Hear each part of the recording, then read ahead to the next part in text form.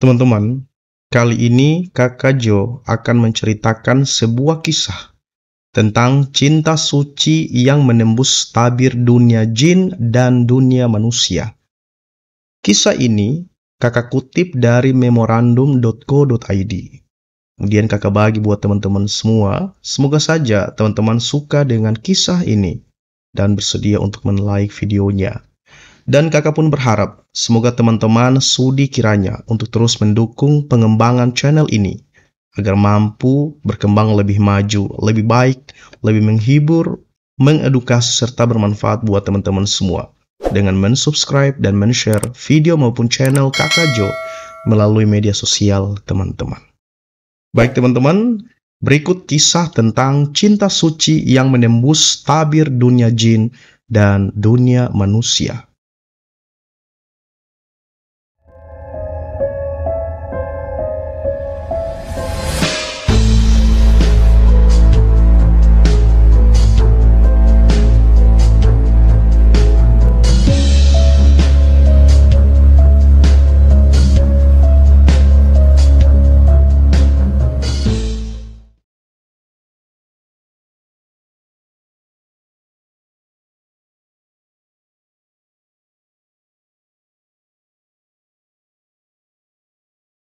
Tiba-tiba saja, Andik, yang bukan nama sebenarnya, merasakan tubuhnya dingin.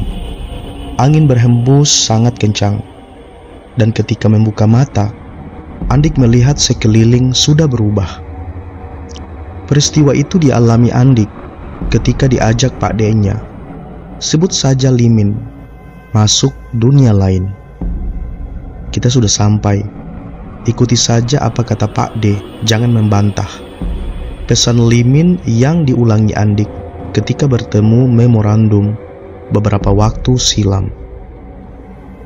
Andik ini teman-teman adalah sahabat memorandum ketika sama-sama menjadi jamaah majelis taklim di Mojokerto pada tahun 1980 sampai 1985. Jadi kita sempat tidak ketemu puluhan tahun ya? Tanya Andik. Begitulah kira-kira jawab memorandum yang terbengong-bengong menatap wajah Andik. Heran ya, kamu tidak berubah. Perajanganmu persis seperti terakhir kita bertemu. Kemana saja selama ini? Diajak Pak De Limin, masih ingat De Limin? Kakak ayahmu yang katanya wali itu kan, yang ketemu di kamarmu waktu itu. Kata memorandum, diajak kemana? Ceritanya panjang. Intinya saja, tapi kalau kamu mau cerita berpanjang-panjang itu lebih baik. Mau cerita 3 hari 3 malam, tak ladeni. Tantang memorandum teman-teman. Andik pun tertawa, persis tawanya puluhan tahun yang silam. Nyekikik kayak kuda lepas kekang. Lulus SMA pada 1983, ketika teman-teman diterima di berbagai perguruan tinggi negeri, Andik tidak diterima dimanapun, bahkan di perguruan tinggi swasta favorit. Hal serupa terulang pada tahun berikutnya, dan tahun berikutnya lagi. Andik pun kemudian putus asa. Dia mengurung diri di kamar, keluar-keluar hanya untuk makan, mandi, atau ke masjid. Kondisi ini tentu mengkhawatirkan. Keluarga berusaha memberi semangat dengan menyuruh ikut berbagai les dan kursus, namun ditolak. Andik semakin kekerasan di kamar. Setiap saat terdengar suara seperti orang mengaji dari dalam.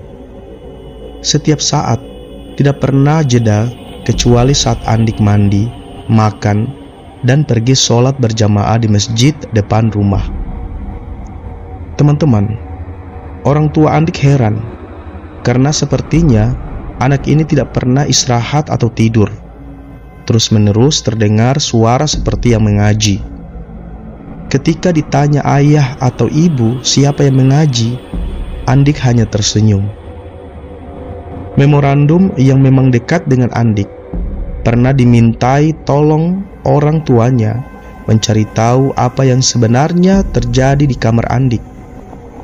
Saat itulah teman-teman, memorandum diperkenalkan Andik ke Limin, Pak De Limin. Yul, ini rahasia. Jangan diberitahukan kepada siapapun, termasuk bapak ibu. Pak De ini seorang wali, tapi tidak banyak yang tahu beliau ini wali. Keberadaan Pak De di sini juga tidak banyak yang tahu, kata Andik waktu itu. Teman-teman, jadi imbuhnya sambil berkali-kali berpesan, kalau ada yang ingin tahu ada apa di kamar ini, jelaskan saja bahwa aku sedang belajar ngaji melalui kaset recorder. Itu saja. Tapi sebenarnya aku bersama Pak De. Kemana-kemana suatu saat kamu akan tahu. Itu adalah pertemuan memorandum dengan Andik bersama Pak De Limin yang terakhir sebelum kami terpisah puluhan tahun. Andik dikatakan orang tuanya menghilang bersamaan saat memorandum pamit pulang. Orang tua Andik tidak menemukan anaknya di kamar. Keluarga sudah mencari ke sana kemari, tapi tidak juga ditemukan. Upaya pencarian dengan meminta tolong orang pintar juga tidak membawa hasil. Lantas apa yang sebenarnya terjadi, teman-teman? Sekeluar memorandum dari kamarnya, ternyata Andik diajak Pak De Limin. Aku mau mengajakmu menyelesaikan tugas yang menjadi tanggung jawab kita. Waktunya sudah mepet, kata Andik mengulangi ajakan Pak De Limin kepadanya waktu itu. Kita? Kemana, Dek? Saat ini ada pertemuan para wali, bukan di dunia kita, tapi di dunia jin. Jin wali? Ya, jin wali. Tapi kamu jangan macam-macam di sana. Jangan bicara sekecap pun kalau tidak penting. Paham? Tanya Pak De Limin. Andik mengangguk sebagai tanda mengerti. Teman-teman, beberapa waktu kemudian, Andik diminta bersiap-siap dan melakukan seperti yang ditulis di bagian awal kisah ini. Tiba-tiba saja, Andik merasakan tubuhnya dingin. Angin berhembus sangat kencang. Dan ketika membuka mata, Andik melihat sekeliling sudah berubah. Andik dan Pak De Limin berada di tengah sebuah forum. Para hadirin duduk bersila, membentuk lingkaran besar. Tidak lama kemudian acara dimulai. Tapi sebelum itu, Pak De Limin memperkenalkan Andik sebagai keponakan sekaligus pengganti dirinya yang tidak lama lagi sudah waktunya. Tidak dijelaskan arti kata sudah waktunya itu. Andik tidak memahami betul pembicaraan forum itu. Ia hanya bisa menyimpulkan bahwa mereka berdebat keras soal akhir zaman yang diyakini datang tidak lama lagi.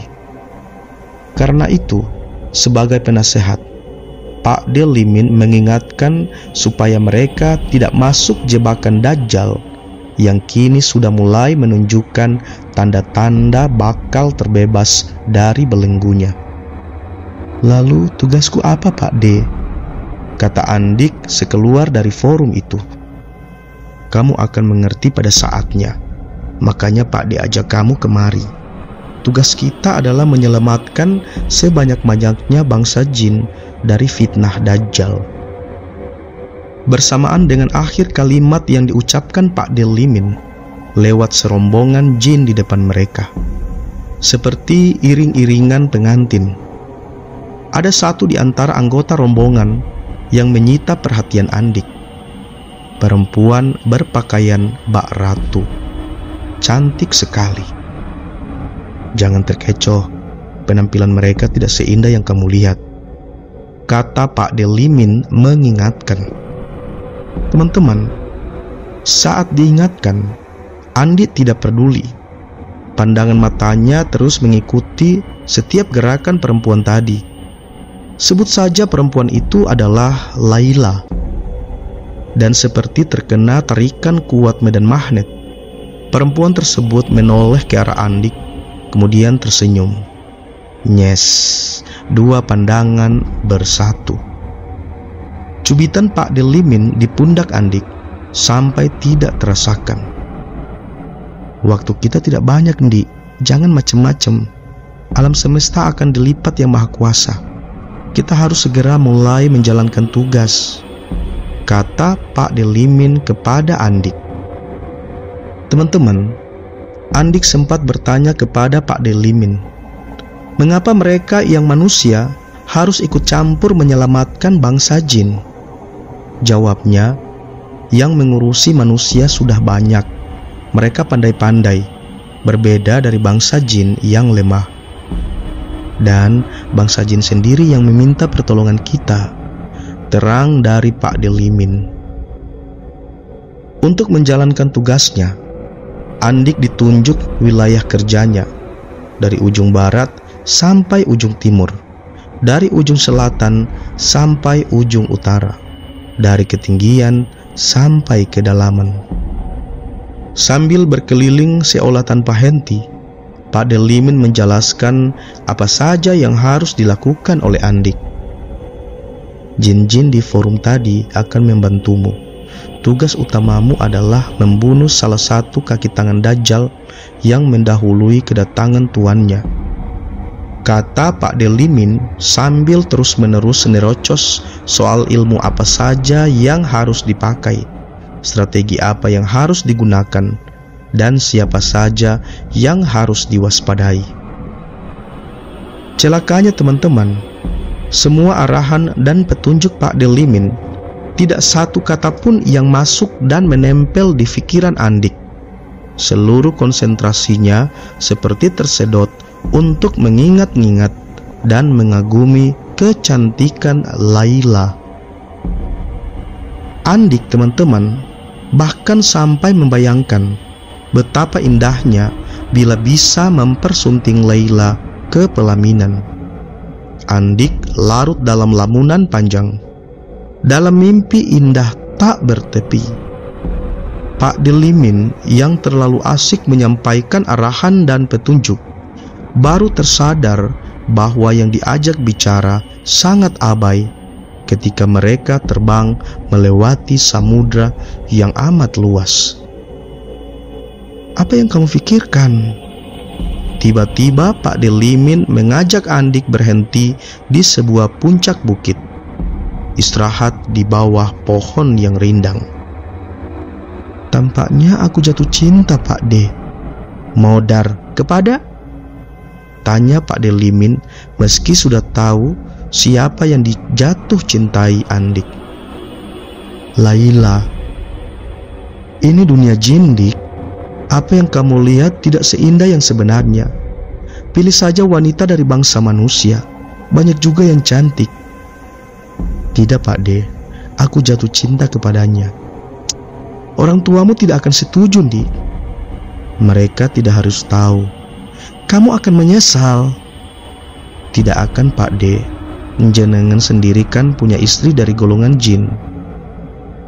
Pak De Limin tercekat teman-teman. Tidak bisa mengelak, hanya tersenyum kecut. Sebab dia memang pernah punya istri dari golongan jin.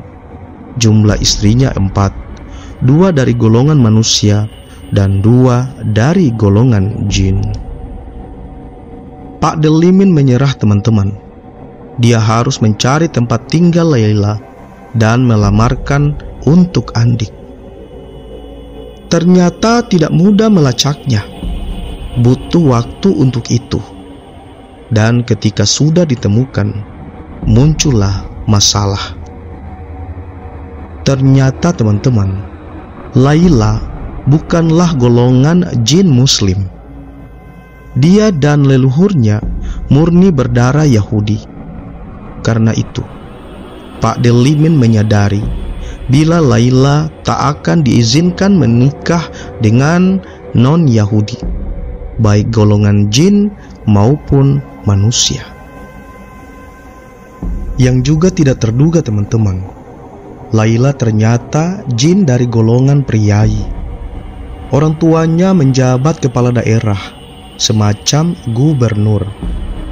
Dia tinggal di sebuah istana nan megah.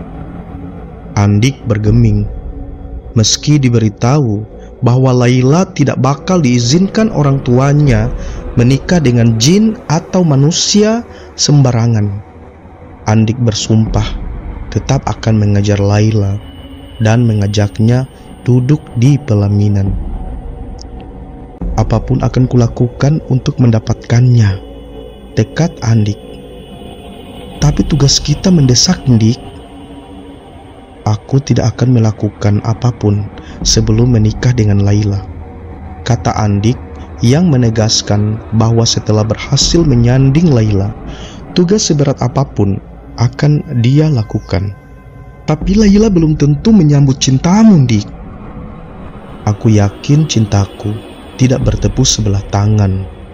Aku melihat cinta itu memancar dari matanya, Pak D. Percayalah.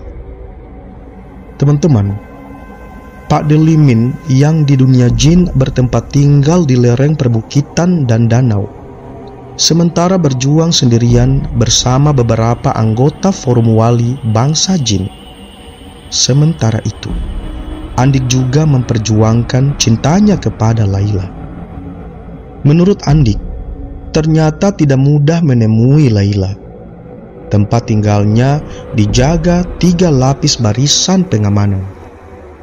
Tidak hanya prajurit dari golongan jin, namun juga hewan yang semacam anjing.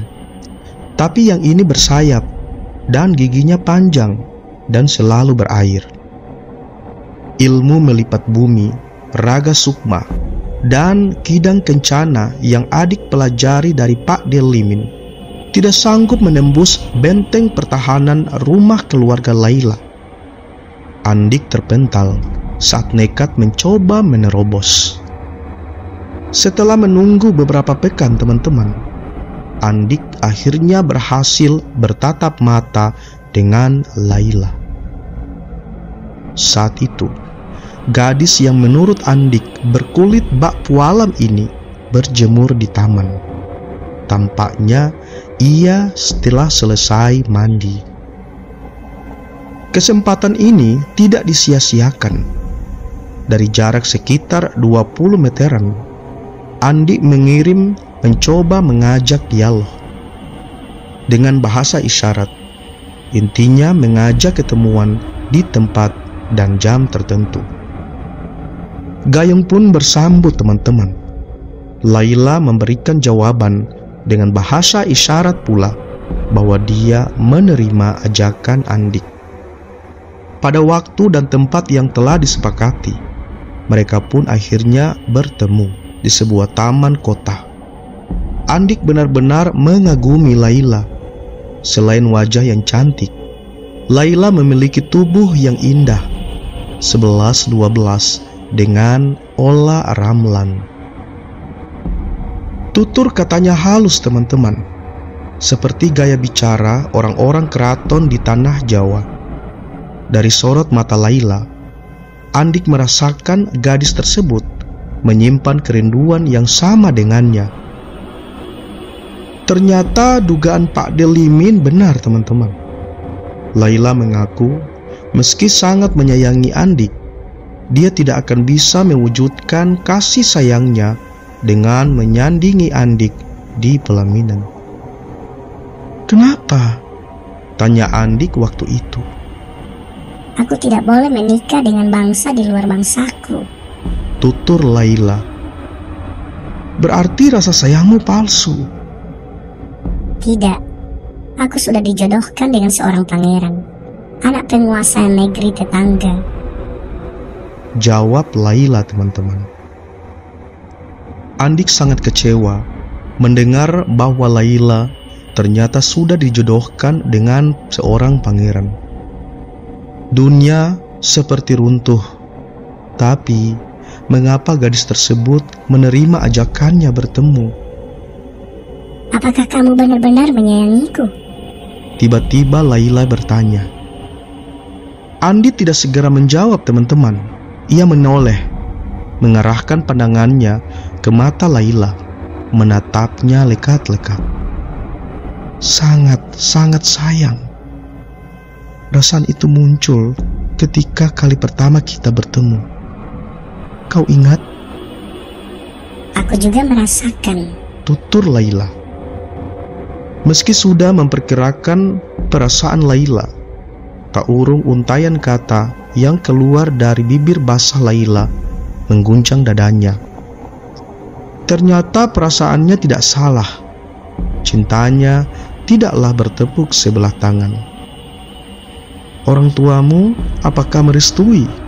Pancing Andik. Itu tidak penting. Justru aku yang seharusnya bertanya kepadamu. Apa? Bertanggung jawabkah kamu atas cintamu? Sangat. Kalau begitu bawa aku pergi. Kapan? Kemana? Sekarang juga. Bawa aku kemanapun engkau mau. Kalimat ini teman-teman mengejutkan Andik. Sekarang, secepat itukah? Lalu kemana? Dua pertanyaan ini berkecamuk di benaknya. Laila tampaknya bisa menerka pikiran Andik. Asal ada cinta di hatimu, hati kita, semua rintangan pasti bisa kita lalui, kata Laila kepada Andik. Kamu juga tidak harus minta izin orang tua yang bersamamu ketika kita bertemu tempoh hari, kan? Dia bukan orang tuaku, Pak Deku. Sama saja. Andik mendadak gemeteran. Keringat dingin mengguyur tubuhnya. Tiba-tiba, dia ingat janjinya kepada Pak Delimin. Kalau dia pergi mendadak tanpa pamit, tentu akan mencarinya ke seluruh sudut dunia jin. Kamu takut? Tanya Laila membuyarkan pikiran Andik. Tidak, sahutnya ketika matanya ditatap tajam pandangan Laila. Cinta sudah mengalahkan segalanya. Kalau begitu, kita harus segera meninggalkan tempat ini. Ayah dan tenteranya pasti akan mencariku ketika sadar aku tidak ada di istana, kata Laila sambil menggandeng lengan Andik menuju pojok taman. Di sana teman-teman, sudah terdapat seekor kuda tinggi besar warna putih di antara mobil-mobil yang terparkir rapi. Semua bekal kita sudah ada di tas besar ini. Tidak akan habis untuk 7 turunan kita, kata Laila sambil melompat ke punggung kuda dan meminta Andik duduk di belakangnya. Kamu pasti belum bisa mengendalikan kuda. Biar aku yang pegang kendali. Sekejap mata kemudian, teman-teman, kuda yang menurut Andik diberi nama Bledek Putih itu sudah berlari kencang menembus keramaian. Bersamaan dengan itu, terdengar sirene meraung-raung. Itu tentara ayah. Mereka pasti mencariku. Tampaknya sudah ada yang melihat lesatan kuda ini. Kita harus semakin cepat. Rangkul pinggulku. Tidak hanya pasukan bermotor. Ayah pasti juga mengerahkan pasukan kuda. Tanpa ragu teman-teman, Andik melingkarkan lengannya ke perut Laila. Dia juga menempelkan wajahnya ke punggung perempuan yang ternyata teramat sangat cantik sekali itu. Sangat wangi. Tidak seperti yang dikatakan Pak D. Limin. Teman-teman, kemahiran Laila mengendalikan kuda tidak kalah dari koboi di film-film western, pendekar Shaolin di film-film Mandarin, apalagi inspektur polisi di film-film besutan Bollywood. Mereka berkuda hingga matahari tenggelam, melewati jalan besar dan setapak, keluar masuk perkampungan, menyeberangi sungai, menembus pekat rindang belantara. Sirene masih terdengar meraung-raung. Laila terus memacu Bledek yang berlari cepat tanpa lelah. Kapan kita berhenti? Tanya Andik. Sampai suara sirene itu tidak terdengar lagi. Baru menjelang tengah malam, suasana terasa hening. Hanya terdengar suara hewan malam dan gemericik air mengalir. Laila memperlambat lesatan beledek, tapi tidak sampai berhenti. Kita cari tempat istirahat di dahan pohon tinggi, kata Laila sambil melompat turun dan mencopot tas besar yang tergantung di pelana. Kemudian teman-teman, dia menepuk pantat beledek. Kuda itu pun berlari menghilang di kegelapan malam tengah belantara. "Mengapa beledek kau lepaskan?" tanya Andik bingung. Dia lebih bisa mencari tempat istirahat sendiri yang aman dan nyaman. Besok kita panggil. Teman-teman, Laila lantas mengajak Andik naik sebuah pohon. Andik merasa beruntung pernah tergabung dalam kegiatan pramuka, jadi tidak begitu asing dengan hutan dan pohon raksasa di tengah belantara. Kita lebih aman di sini, karena ayah pasti juga mengerahkan pasukan udara untuk mencariku. Rindang dedaunan bisa membantu menyamarkan keberadaan kita. Usahakan tidur. Besok perjalanan kita masih panjang. Teman-teman, malam itu Andik mencoba memejamkan mata. Tidak berhasil. Sekejap pun. Dia selalu mengawasi Laila yang tidur di dahan besar agak jauh darinya. Tampak lelap, Andik sampai membatin. Mimpikah dia? Andik merasa kejadian-kejadian yang dialami akhir-akhir ini, terutama sejak lulus dari SMA, sangatlah tidak wajar. Bahkan sampai dia terdampar di dahan pohon raksasa bersama seorang gadis. Bukan Ding, lebih tepatnya sejin gadis. Nyatakah ini? Andik mencubit-cubit dirinya. Sakit. Ternyata bukanlah mimpi. Dia mencoba nekat akan terjun dari ketinggian dahan tempatnya istirahat. Takut terluka. Berarti teman-teman, hal ini benar-benar nyata. Karena tak juga bisa tidur, Andik menghafalkan wirid dan doa-doa yang diajarkan Pak Del Limin. Hampir semuanya dia hafal. Hanya satu wirid yang dia lupa, yaitu membuka tabir dunia jin dan manusia. Fajar menjelang, Andik lantas turun. Kemudian mencari suara gemericik tidak jauh darinya. Akhirnya ketemu. Sebuah aliran sungai yang sangat bening. Ini tampak nyata dari pantulan sinar bulan yang menembus celah-celah ranting. Satu persatu pakaiannya ia copot, kemudian mandi, berkubang di tengah sungai. Dingin, menyengat, tapi sangatlah segar. Teman-teman, saat ia sedang asik-asiknya menggosok tubuh dengan bebatuan, terdengar suara gemerisik. Andik pun terkejut. Dia mencari arah suara. Ternyata dari daun-daun yang bergesek. Lantas muncul sesosok perempuan yang sudah dikenalnya. Laila. "Maaf, aku sedang mandi," kata Andik.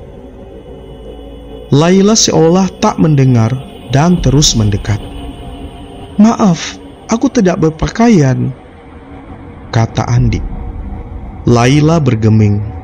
Dia terus melangkah maju. Teman-teman, Andik dan Laila akhirnya mandi bersama, tapi tidak berdekatan.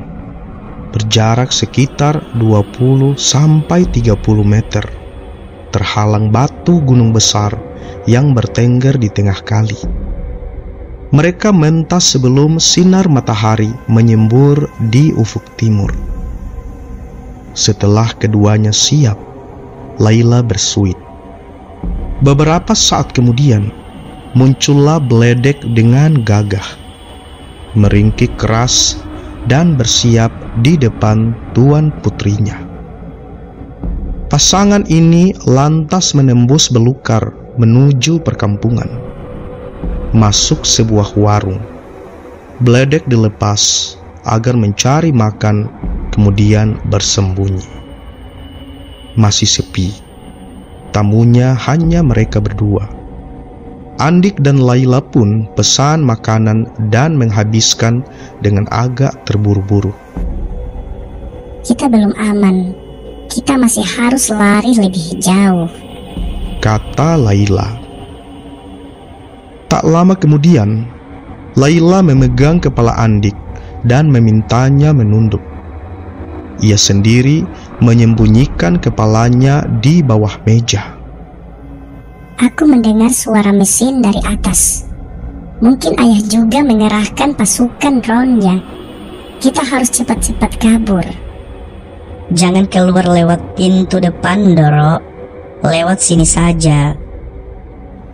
Tiba-tiba teman-teman, perempuan paruh baya sudah berdiri di depan Andik dan Laila, serta menggiring keduanya keluar dari warung, dari pintu belakang. Saya tahu Doro adalah Kanjeng Putri Laila, makanya saya tolong. Saya juga tidak setuju Ndoro dijodohkan dengan Pangeran Sabrangkali. Orangnya kejam, kata perempuan pemilik warung tadi. Mending dengan Mas Pangeran yang ini. Orangnya ganteng dan kelihatan hatinya baik. Imbuhnya sambil melirik Andik, teman-teman. Saya bukan pangeran, Mak, sela Andik. Memang bukan, tapi bakal jadi sosok yang lebih hebat dari pangeran. Gitu kan, Mak? Dia pendengar Gadi yang pernah saya impikan. Potong Laila sambil memberi isyarat agar Andik mengiyakan apa saja yang dikatakan Laila. Andik pun tersenyum, teman-teman. Tanpa boleh membayar, Andik dan Laila segera pergi. Mereka dilarang membawa Bledek. Kuda itu akan dirawat emak pemilik warung, dan mereka dipinjami kuda yang tidak kalah perkasanya. Kuda hitam yang diberi nama Petir. Teman-teman, dalam perjalanan, Andik bertanya tentang perkataan Laila yang mengaku pernah bertemu pendekar Gadi dalam mimpi yang diyakini sebagai Andik. Siapa Gadi itu? Tanya Andik. Kamu. Jangan main-main. Tidak. Kalau tidak percaya, coba buka bajumu. Lihat bagian atas perut. Di garis antara perut dan dada. Di situ ada tulisan Gadi. Teman-teman, Andik hendak tertawa, tapi ditahan. Sebab dia merasa tidak ada tulisan apapun di perut ataupun dadanya. Dengan ragu, Andik lantas membuka baju. Coba baca tulisan itu, kata Laila sambil menunjuk perut Andik. Andik kemudian menunduk, teman-teman. Tidak ada tulisan apapun di sana, seperti yang dia yakini. Di perut bagian atas hanya ada bekas luka yang ia dapatkan ketika belajar silat kepada Pak Delimin. Waktu itu, Andik tersungkur dan tubuhnya masuk jurang dangkal di penanggungan, terluka parah dan terpaksa dijahit. Perhatikan jahitan itu dengan seksama, kata Laila. Teman-teman, bila diperhatikan, jahitan di diafragma Andik tampak seperti tulisan huruf hijaiyah, ghain, dan dal. Bisa dibaca Gadi. Andik pun terpana. Sepengetahuannya, Gadi artinya singa. Dalam mimpi, tulisan tersebut kubaca ketika kamu bertarung melawan Pangeran Sabrangkali. Bajumu koyak dan tampak jelas tulisan itu, kata Laila. Tidak mudah bagi Laila dan Andik berupaya agar keberadaannya tidak terdeteksi ayah Laila, yang mungkin juga dibantu pasukan Pangeran Sabrangkali. Mereka berpindah dari satu tempat ke tempat lain. Untung tak dapat diraih, malang tak dapat ditolak. Kala Andik sedang menangkap ikan untuk santap malam, tiba-tiba sebuah jaring memerangkap tubuhnya. Dia tidak dapat bergerak, teman-teman. Laila yang berada tidak jauh dari situ dan sedang ramban kangkung kemudian terkejut. Secepat kilat, ia undur diri bersembunyi di balik batu kali, menempelkan punggung di dinding tanggul. Tak terduga, dinding yang disandari seperti menyedot tubuh Laila. Blusek. Laila kaget bukan alang kepalang. Beberapa saat kemudian, dia baru menyadari tubuhnya tergeletak di dalam goa. Dinding yang disandari bukanlah tanah, apalagi bebatuan, melainkan dedaunan rimbun yang menutup pintu lubang gua. Laila yang terjengkang berusaha berdiri dan mengintip dari sela rimbunan. Tampak Andik yang hanya membawa tombak lentur penangkap ikan berhasil menjebol jaring yang memerangkap tubuhnya. Andik pun kemudian bebas, teman-teman. Laila hendak memanggil, tapi rencana itu diurungkan karena dari atas terdengar auman nyaring berbarengan dengan munculnya sesosok bayangan. Ia melesat dan menyerang Andik. Untung, pemuda ganteng itu berhasil menghindar dengan sedikit menunduk.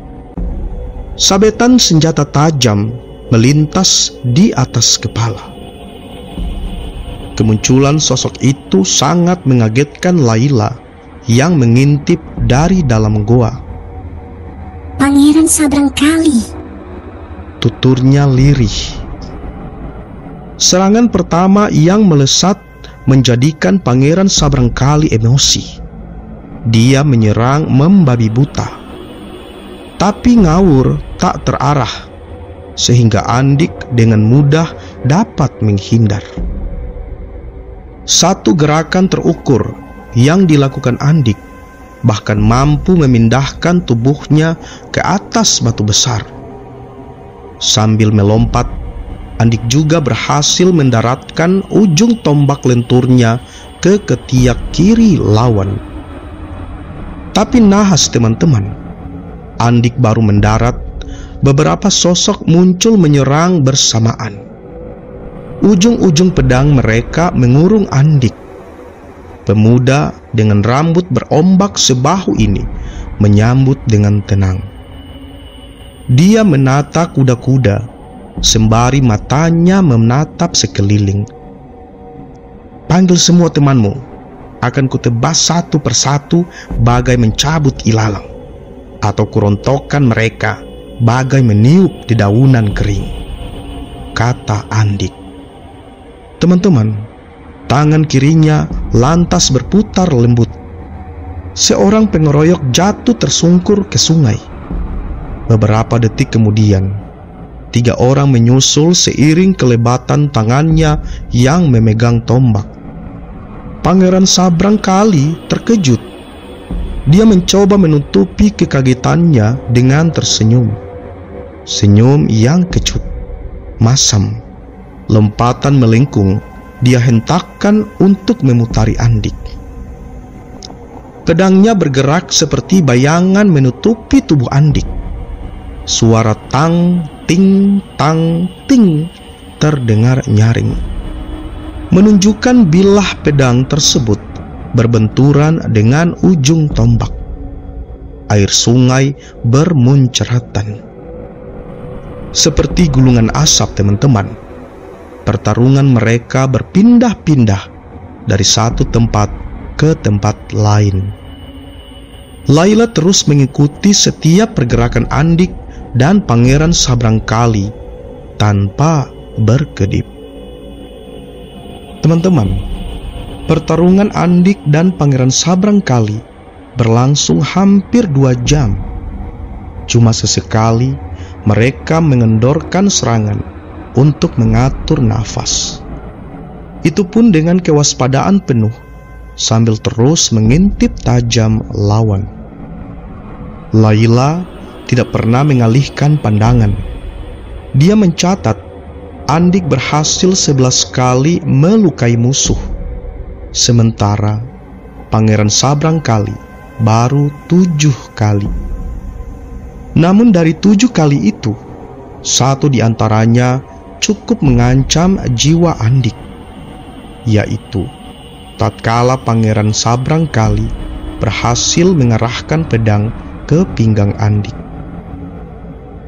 Untungnya, Andik berhasil menghindar dengan sedikit memundurkan tubuh.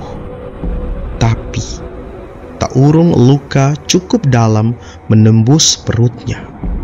Bajunya koyak menjadi serpihan kecil. Saat itulah Laila melihat jahitan bekas luka di perut Andik. Tulisan Ghain dan Dal. Lamat-lamat dari jauh terdengar anjing menggonggong panjang. Tanpa terasa, ujung malam mulai menjilati bumi. Seperti tersadarkan gonggongan anjing tadi, Andik dan Pangeran Sabrangkali serempak menahan serangan. Kita jumpa lagi nanti. Hati-hati. Saat itulah kau akan mati di ujung pedang ini, kata Pangeran Sabrangkali menebar ancaman kepada Andik. Teman-teman, tanpa menunggu jawaban, sang pangeran bertubuh kekar dan berwajah mirip Gareng bersendawa itu menghentakkan kaki, meloncat ke tengah rimbunan hutan dan menghilang. Tubuhnya lesap ditelan remang senja. Andik menjatuhkan diri duduk di bebatuan. Tak lama kemudian Laila muncul. Kamu nggak apa-apa? Seperti yang kamu lihat, hanya luka lecet, kata Andik sambil menunjuk perutnya. Ternyata teman-teman, tidak seperti dugaan Andik. Luka itu tidak sekedar lecet. Ada robekan panjang dan cukup dalam. Daging di bagian terdalam luka tadi bahkan sudah berubah warna, menghitam. Sebaiknya kita segera menikah, kata Laila tiba-tiba.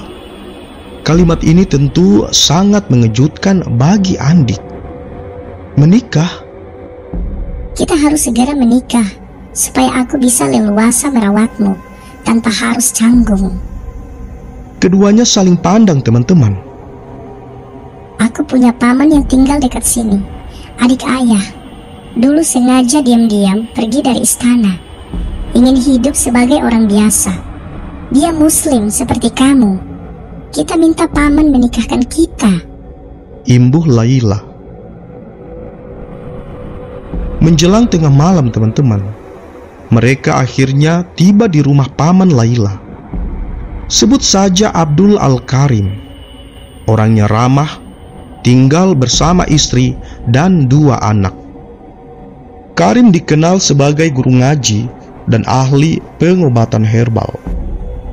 Setelah membersihkan diri dan makan, mereka terlibat obrolan panjang.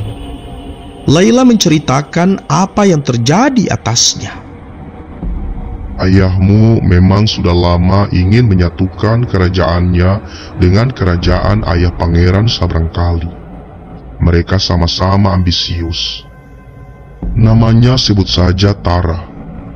Kaulah yang diharapkan jadi tali pengikat, kata Paman Karim sambil tersenyum ke arah Laila. Yang jadi masalah teman-teman, kata Paman Karim, Pangeran Sabrangkali dikenal sangat kejam kepada rakyatnya, seperti ayahnya Adigung Adiguno. Paman Karim dan sebagian besar keluarga tidak menyetujui perjodohan Laila dengan Pangeran Sabrangkali. Tapi apalah daya, ayah Laila sebagai penguasa ngotot dan memaksakan anaknya harus mengikuti kehendaknya. Perjodohan jalan terus, namun di tengah perencanaan yang semakin matang itu, Laila kemudian menghilang. Penguasa kerajaan menjadi geger. Prajurit dan alat pelacak dikerahkan untuk mencari keberadaan Laila. Sampai akhirnya ada prajurit yang melihat jelas Laila menunggang kuda bersama Andik. Ketika mengobati Andik, teman-teman, Paman Karim sempat kaget melihat jahitan bekas luka di perut Andik, seperti tulisan Al-Ghain dan Dal. Dia kemudian mendekatkan bibirnya ke telinga Laila. Laila pun mengangguk. Memang dia orangnya, Paman. Kali pertama aku melihat tulisan ini dalam mimpi. Mimpi itu terbukti nyata. Aku melihatnya lagi secara langsung saat dia bertarung melawan Pangeran Sabrangkali di Sungai Pamisah, persis seperti dalam mimpi, kata Laila kepada pamannya. Setelah mendengarkan penjelasan Laila, Paman Karim menoleh ke Andik. Maaf, kami sudah lama menantikanmu. Para ulama di sini meyakini kamulah yang bakal mampu merobohkan kelaliman kakak dan Sultan Tara. Namun kamu bukan dikenal sebagai Andik, tapi pendekar Gadi. Teman-teman, Karim lantas menjelaskan alasannya lari dari istana. Dia tidak setuju kakaknya memaksa ayahanda mereka mempercepat pewarisan kekuasaan, sampai akhirnya terjadi pembunuhan yang mengerikan sekaligus menjijikkan. Kekejaman dan kesewenang-wenangan ayahanda Laila, sebut saja Sultan Zalim, banyak membawa korban rakyat mereka sendiri, terutama golongan pedagang dan petani. Mereka diperas keringatnya sampai nyaris kering kerontang. Hasil panen dan barang dagangan ditariki pajak yang tinggi. Sultan Zalim sebenarnya bermusuhan dengan Sultan Taram, penguasa kerajaan seberang Sungai Pamisah. Mereka memperebutkan sumber air di hulu Sungai Pamisah yang baru saja diketahui ternyata menyimpan jutaan kubik batu mulia jauh di bawahnya. Perang sering pecah. Tentara kerajaan Sultan Zalim dipimpin langsung oleh rajanya, sedangkan tentara kerajaan Sultan Tara dipimpin putra mahkota Pangeran Sabrangkali. Sampai suatu saat, teman-teman, Pangeran Sabrangkali berhasil memukul mundur tentara lawan hingga pusat kerajaan. Saat itulah Pangeran Sabrangkali melihat kecantikan putri Laila. Dia terpana. Putri tersebut diculik dan ditawan di kerajaannya. Tentu saja kerajaan Sultan Zalim geger. Maka dikirimlah utusan untuk melakukan perundingan. Dalam pertemuan yang langsung diwakili masing-masing sultan tersebut, Sultan Tara mengajukan pilihan tunggal. Putri Laila akan dipulangkan apabila Sultan zalim mengikhlaskan hulu sungai sepenuhnya dikuasai kerajaan Sultan Tara. Sedangkan Sultan zalim mengusulkan daerah hulu yang mengandung potensi batu berharga tersebut yang baru diketahui kandungannya dibagi dua, sebagaimana kondisi sebelumnya. Daerah selatan untuk kerajaan Sultan zalim, sedangkan daerah utara untuk kerajaan Sultan Tara. Perdebatan sengit terjadi. Saat itulah Sultan zalim melihat peluang perdamaian sekaligus kesempatan untuk melebarkan kekuasaannya. Dia yang sejatinya sudah jenuh menghadapi peperangan yang tiada selesai, akhirnya menawarkan jalan tengah. Jalan ini diyakini mampu memutus rantai perseruan dan membuka peluang baru menjalin perdamaian, yaitu menjodohkan anak-anak mereka, Pangeran Sabrangkali dengan Putri Laila. Deal. Maka dirancanglah pernikahan akbar Putri Laila dengan Pangeran Sabrangkali. Untuk itu teman-teman, Putri Laila harus menjalani pingitan. Sang putri dikarantina, tidak boleh keluar dari lingkungan istana selama 40 hari. Di selama masa itulah Laila kabur bersama Andik, pemuda yang baru dikenal dan ditemui secara kebetulan beberapa pekan sebelumnya. Waktu itu teman-teman, Laila sedang mengantar dayang-dayang kerajaan menikah.